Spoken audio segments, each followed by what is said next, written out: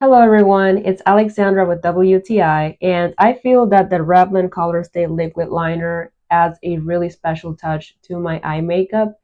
Sometimes I decide to not wear any eyeshadow and I simply apply this Revlon ColorStay liquid liner around my eyes, and I feel like it really helps bring them out.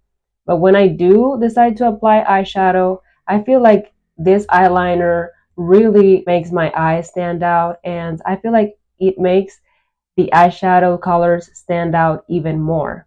So definitely whenever I apply eyeshadow, my look is not complete without this liquid liner by Revlon. And something else that I love about this eyeliner is its applicator.